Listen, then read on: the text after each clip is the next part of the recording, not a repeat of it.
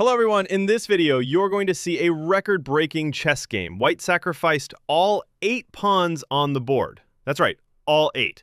No one has ever managed to break this record. This game was played in the late 19th century between a doctor and a strong London chess player, William Ballard and Joseph Fagan.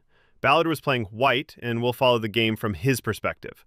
From the starting position you'll notice, white is missing a knight. That's because William gave his opponent a handicap, a full piece, to balance out his own skill advantage. White begins with e4, black replies e5, and William plays the king's gambit, immediately starting to sacrifice pawns. The first pawn goes with f4, black captures and white develops the knight.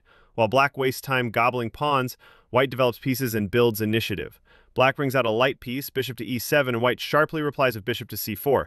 Black has an extra piece and aims to trade as much material as possible to convert that advantage.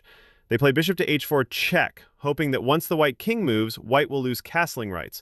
But Ballard sacrifices another pawn, playing g3, blocking the bishop and attacking it. Black accepts, captures on g3.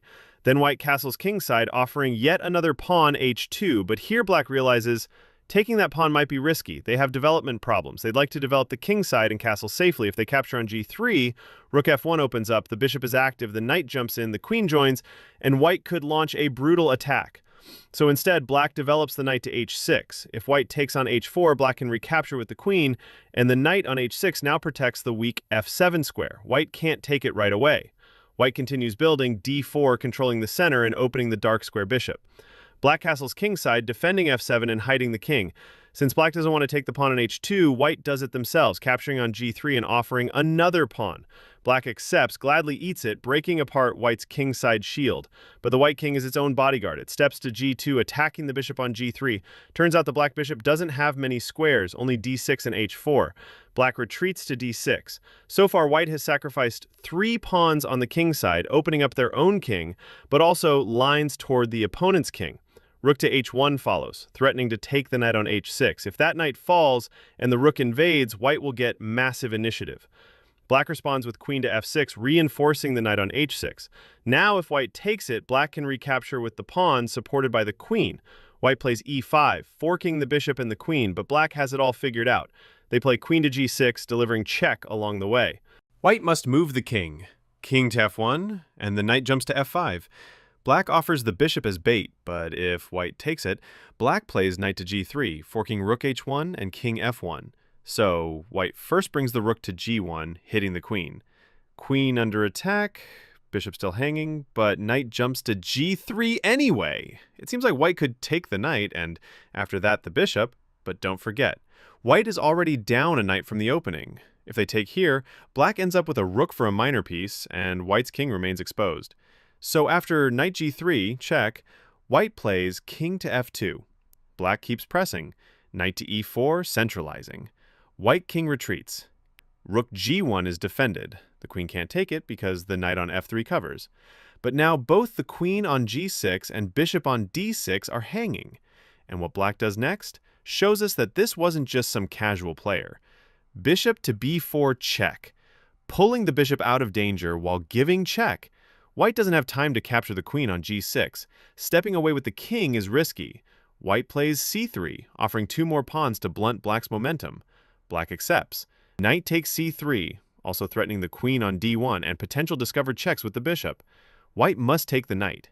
They capture, and then bishop takes c3, check. Rook on a1 is now also under attack. In this sequence, white ends up sacrificing 2 more pawns. King moves to f2, but black's queen is still under threat on g6, so black doesn't have time to grab the rook. Instead, the queen counterattacks, queen to c6. Now, rook a1 and bishop c4 are both hanging. White has a decision to make. They're still down material, and either the rook or bishop is going to fall. They decide to save the bishop, moving it to d3, preserving the powerful piece. Now, both bishops point at the king side. The knight will join in. The queen is ready to follow. But yes, white is giving up the rook on a1. Black takes it. Bishop captures on a1. So now black is up a full rook and 4 pawns. Sounds winning, but most of their pieces are still asleep, and the king is not safe. In this moment, white sacrifices another pawn, d5. This pawn is undefended, bait. If black takes it with the queen, white plays bishop takes h7, check. Then wins the queen on d5 and takes over. Black sees the idea and plays queen to b6. check. White activates their bishop with bishop to e3, hitting both the queen and the bishop on a1. Black replies with queen to b2, check, defending their bishop. King to f1 from white. Now black has a problem. The bishop on a1 is stuck, blocked by the queen, but the queen can't move or they lose the bishop, so black tries f5, cutting off the diagonal from the dangerous bishop. That bishop was eyeing h7 after all. Here the doctor starts to slip a bit.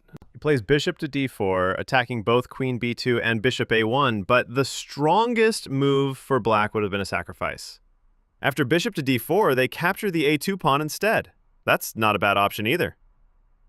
But after white takes the bishop on a1, black recaptures the queen on d5. Looks like black was in time trouble here. Meanwhile, white has now sacrificed the pawns on a2 and d5, but the mission isn't complete. The doctor must now sacrifice his final pawn, e5. So white plays e6, the strongest move. This is the last pawn on the board for white, but black can't take it just yet, because this opens up the long diagonal for the dark square bishop. The pawn on g7 is hanging. Black must cover with g6. Now they're somewhat stabilized. But the white pawn keeps going. e7, hitting the rook and threatening to promote. Black stops it with the rook, but white plays queen to e2. Now black can't take the pawn, and white's queen gets access to the second rank. Black plays queen to c5, but they miss a huge threat. White's plan is not to defend the pawn, but to swing the queen to b2. The weak dark squares around black's king spell doom. There's just no way to defend. White goes through with the idea. Black has to take the e7 pawn, or its mate with queen to g7, so black captures on e7. White has now sacrificed every single pawn, not one left. And now, there's no stopping mate. Queen to h8, check. Only move. King to f7. And now, a beautiful finish. Knight to g5, checkmate. The queen and bishop cover all the black squares. The queen controls the 8th rank, and the doctor's knight delivers the fatal stab on f7, also covering e6. Leave a like if you enjoyed this incredible masterpiece by the doctor, and don't forget to subscribe to the channel if you love chess content. Thanks for your support, friends. See you in the next video.